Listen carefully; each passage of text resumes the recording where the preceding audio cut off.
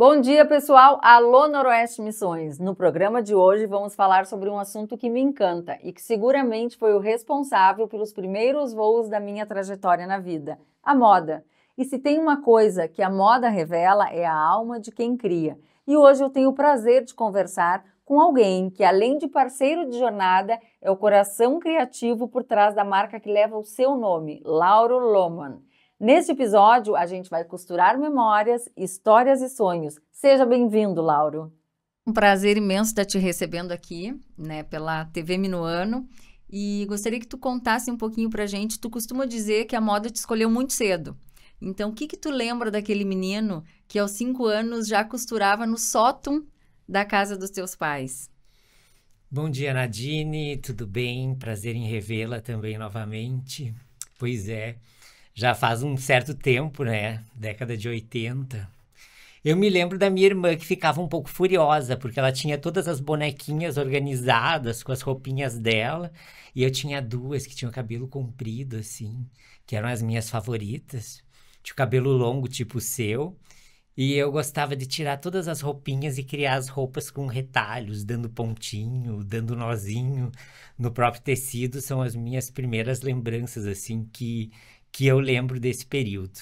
Mas alguém te ensinou a fazer essa costura inicial ou tu tens como dom, como... Nesse primeiro momento, acredito que não. A minha família era uma família de agricultores. Meu pai, naquela época, a lembrança que eu tenho é que ele não gostava muito de moda. Não tinha internet na época, não tínhamos... A gente tinha uma televisão preto e branco na época. Eu não tinha muito acesso a... Não se tinha muita informação de moda. Tinha um quadro de moda, acho que no Jornal Hoje, que eu assistia. Mas era uma coisa assim que veio naturalmente, fluiu e depois aos poucos foi se lapidando. Lauro, tu és uma referência hoje no estado do Rio Grande do Sul, E é muito interessante a tua história, E como tu conta pra gente, assim, faz relatos da tua história desde pequeno, já com esse olhar, à costura, Esse olhar ao luxo, à moda. E tem uma fase tua que conta pra gente essa história de que tu trocava, eram valores que tu levava talvez para um lanche, para tu poder fazer... Tu guardava para comprar as revistas Vogue, é isso? Conta pra gente. Exatamente. Isso. Teve um período do... Hoje a gente chama de ensino médio. Na minha época, isso era início dos anos 90, era segundo grau. Acredito que na tua época também era... Segundo grau. E aí, eu acordava muito cedo. Como eu morava no interior ainda nessa época... então a minha mãe me dava um dinheirinho para lanche. E nessa época também eu já desenhava numa loja de tecidos da cidade de Panambi. Que idade tu tinha, Lauro, já? Eu devia ter uns 13, 14 anos. Muito jovem, adolescente. Eu não entendia muito de costura nessa época, assim. Eu me lembro até de um fato que aconteceu. Eu desenhava, porque eu devorava as revistas de modas naquela época, eram só os figurinos que se chamava. E eu desenhava qualquer roupa, mas eu não tinha, assim, um conhecimento técnico de costura que eu tenho hoje. E eu me lembro de um episódio muito engraçado que uma cliente chegou na loja e disse assim: eu quero que tu me desenhe um vestido, mas eu quero que tu coloque umas 2 pences nas costas. E eu não sabia o que era pence naquela época, mas eu ia mesmo só para desenhar, porque eu queria exercitar de tanto que eu gostava da minha paixão por moda. E daí, às vezes elas me davam uma gorjeta, eu cobrava um valor muito irrisório nesse período, eu não era formado, era um garoto, adolescente. E esse valor, então, eu destinava a comprar revistas Vogue, que eu lia, então, à noite e conciliava com os meus estudos, que tinha todos esses estudos que também tinham prioridade nesse momento, nessa fase da minha vida. Lauro, vamos falar um pouquinho, então, assim, como é que... Na verdade, tu é um autodidata. Tu tem um dom, sempre teve esse olhar diferenciado, e hoje tu é o sucesso que tu é no estado do Rio Grande do Sul, em razão também dessa tua busca, pela capacitação, por cursos que a gente sabe que tu fez no decorrer. Conta um pouquinho como é que foi essa tua evolução do adolescente, da criança, do adolescente e depois para o profissional. Na época não existiam faculdades ainda de moda, era uma coisa muito recente. O estilista, assim, ele se limitava às lojas de tecidos, a simplesmente o desenho. E aí, através dele, que eu estudei o curso de estilismo, era um compacto de estilismo, figurinismo e desenho de moda. Eu brincava com os meus alunos depois da faculdade que o meu curso de tecnólogo era muito mais completo a grade do que o próprio curso que eles estavam tendo. Mas para mim foi muito bom. Aí a gente foi tendo esse conhecimento a mais. Aí dentro disso acabou vindo a paixão pela alta costura. Eu tinha uma professora que tinha acabado de chegar de Paris, que tinha feito uma especialização em alta costura. E ela fez eu me encantar ainda mais por esse universo da alta costura. Porém, na época, os cursos não eram tão focados em modelagem, em técnica de fazer. Porque se entendia que o estilista, ele era aquele profissional que ia ficar na loja de tecidos desenhando para as clientes. O que mudou muito no decorrer dos anos. Hoje a gente quase não tem mais muitas lojas de tecido, e os profissionais acabaram tendo que abrir as suas próprias empresas. E foi o que também aconteceu comigo. E aí, depois disso, surgiu também a paixão pela arte. Aí eu acabei fazendo artes visuais. Depois disso, comecei a estudar o luxo, comecei a ter paixão pelo luxo. Nesse período já estava trabalhando, lecionando como professor. Aí acabei já abrindo a minha empresa de noivas. Aí a gente decidiu direcionar. Será que aqui em Ijuí, no interior do estado, a gente consegue trabalhar marketing de luxo dentro do segmento noivas? Vamos tentar. Essa foi, a minha pesquisa da minha pós-graduação. Fizemos um teste para ver se era viável ou não. E eu posso dizer que a partir daí... Como se fosse uma pesquisa de mercado. Exatamente. Até porque tu vinha para uma cidade maior do que a tua cidade natal.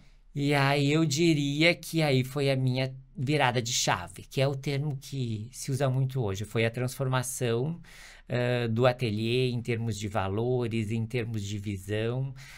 Eu atendi um tipo de cliente até 2016 com...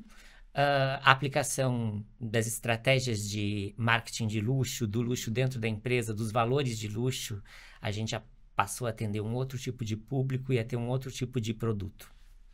Porque, na verdade, assim, de aluno, né, tu evoluiu ao ponto de tu ser depois o professor, né, de muitas pessoas que com o tempo não evoluíram tanto quanto você, né, e tu pôde quebrar paradigmas no sentido de sair da tua cidade natal, ir para outros estados e retornar para um centro que era maior, que tu não conhecia também, né, então assim, é um grande desafio, né, e eu acho que nesse momento de 2016, 17, quando foi tua virada de chave, onde chegaste no teu auge, logo depois tu teve um desafio ainda maior, que é o período pandêmico, né? Onde quem mais sofreu foi quem trabalhava com eventos, com moda, enfim, porque as tuas clientes são pessoas que faziam parte e fazem parte de um nicho da sociedade onde vão a muitos eventos. Tu sabe que num primeiro momento a gente não tem a real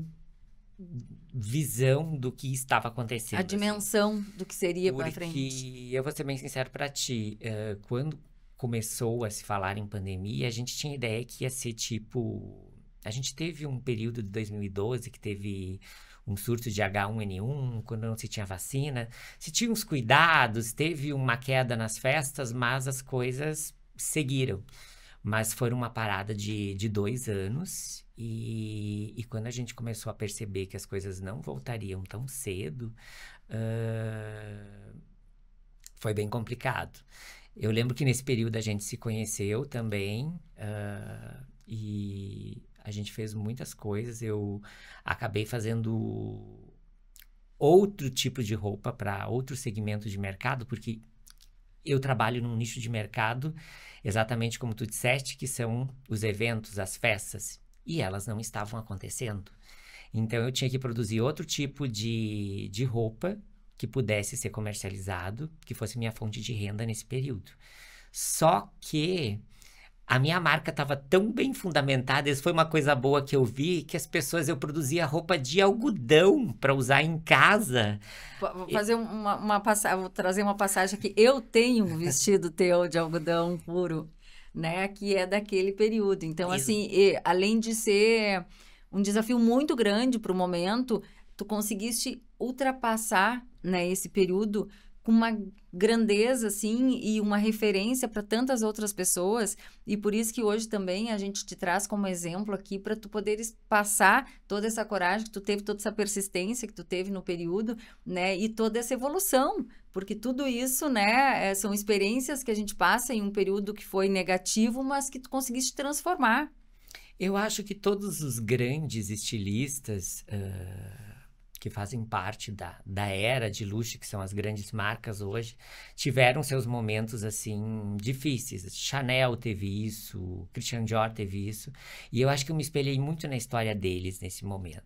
O que eu tinha em casa naquele período? Pois isso eu ia te perguntar agora, as referências que tu utiliza, né, para todas essas tuas criações. Eu tinha 2 rolos fechados de algodão cru, em gramaturas diferentes que eu usava para modelar. Não tínhamos dinheiro capital na época, depois de um ano de pandemia, para investir em outros tecidos. Tínhamos corantes para tingir.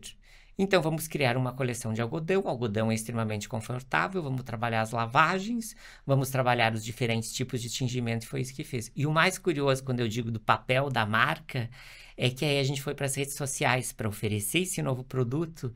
E uma coisa curiosa que acontecia, temos peças em algodão, e eu tinha clientes que diziam, ai, que lindas essas peças, mas eu não tenho nenhuma festa para ir. E era um vestido de algodão para ser usado em casa.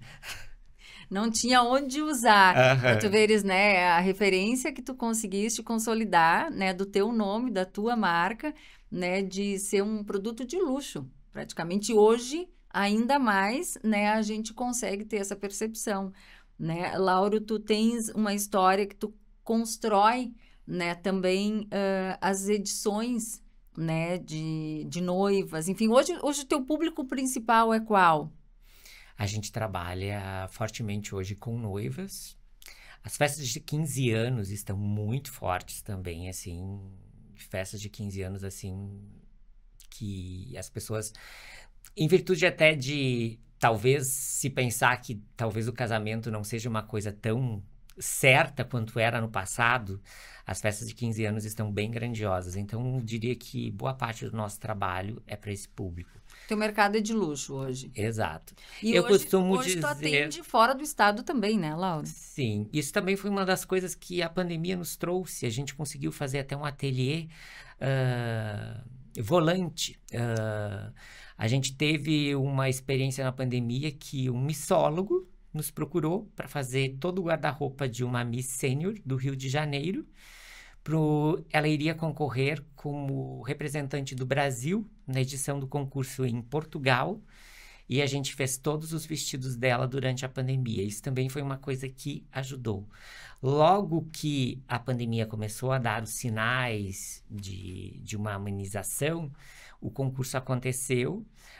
Eu lembro que a gente foi uma semana a Porto Alegre, locamos um apartamento e colocamos um ateliê volante. Foi eu e a minha equipe, e em uma semana a gente finalizou os 6 vestidos que eram para o concurso.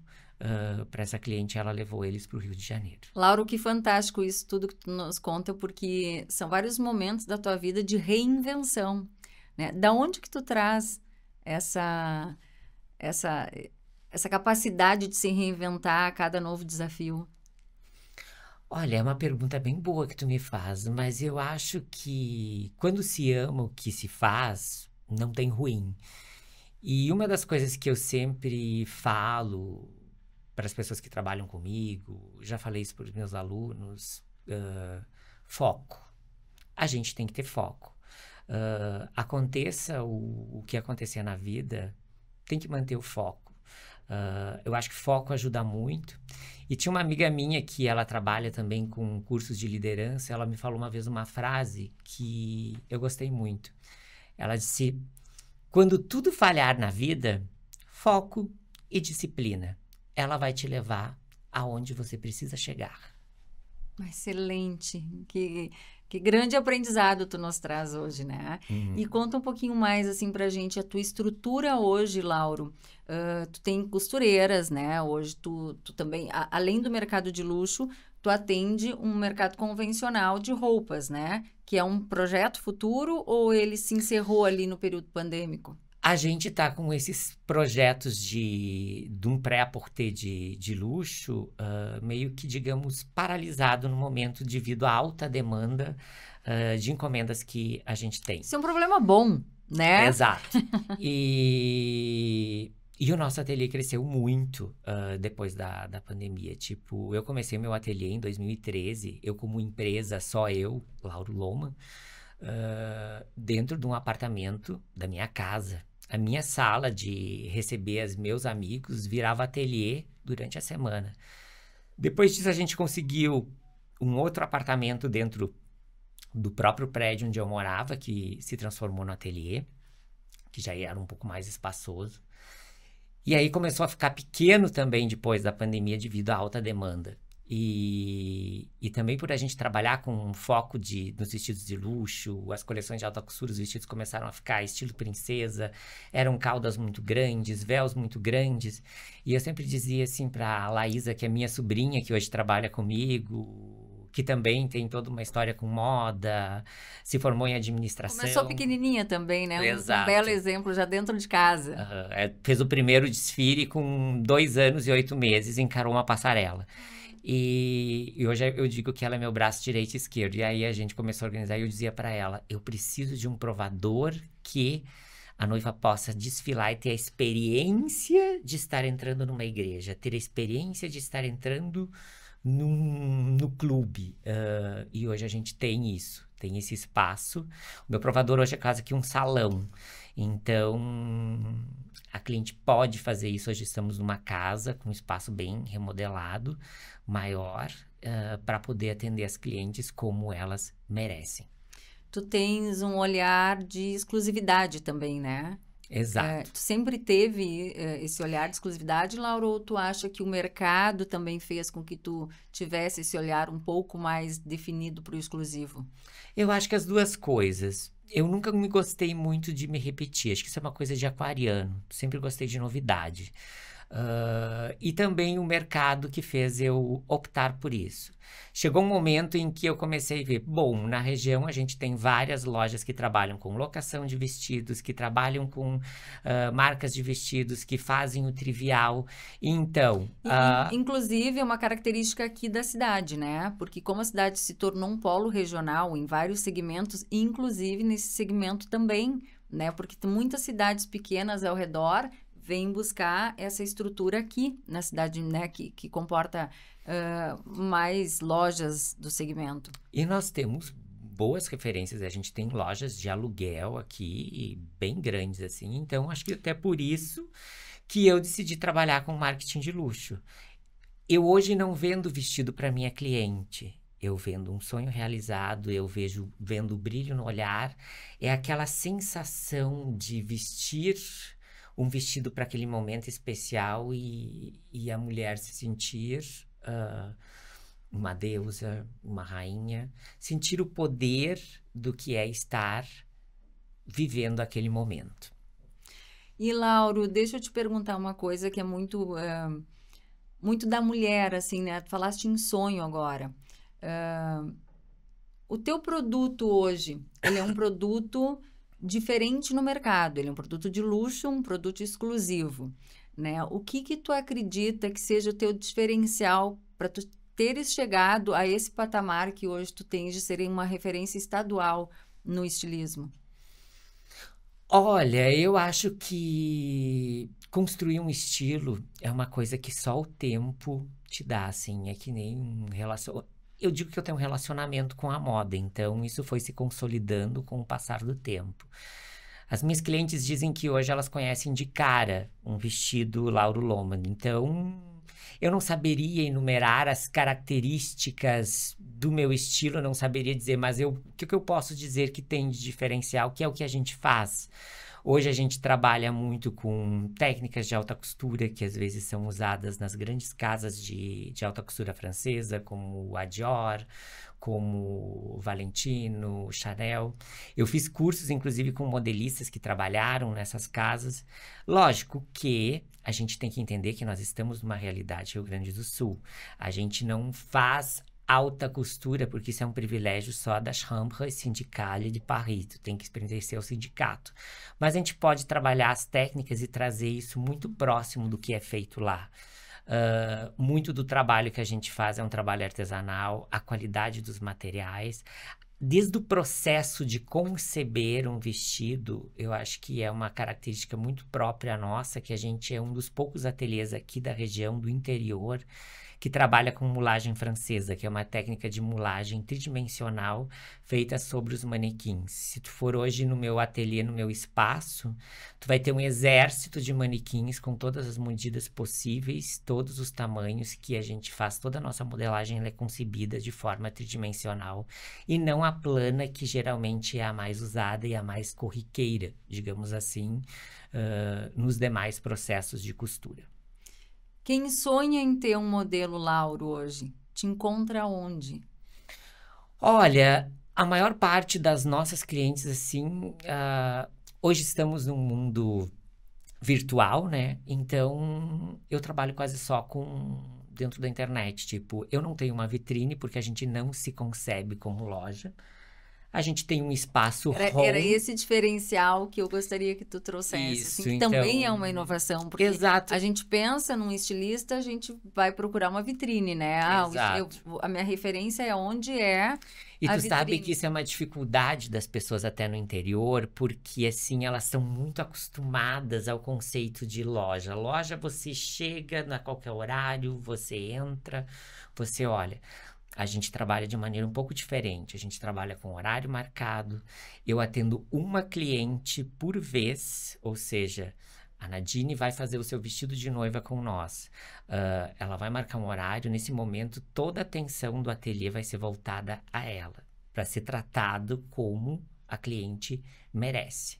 Um espaço bem home, bem aconchegante, um espaço casa, que é o que as grandes marcas também trabalham dentro do segmento de alta costura, para dar essa experiência. O que eu costumo dizer para a minha cliente, uma festa são algumas horas, passa muito rápido, não dá muito tempo de você se curtir. Então, o que fica, as lembranças, a experiência, acontece tudo dentro de um provador. Um dia eu ainda vou escrever um livro, Memórias de um Provador. Tu tens esse sonho?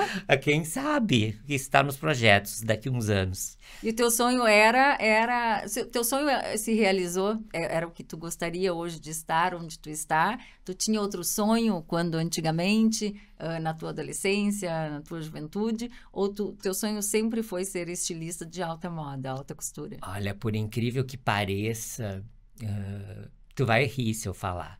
Teve um momento de estudo que eu tive uma professora muito boa de física e química.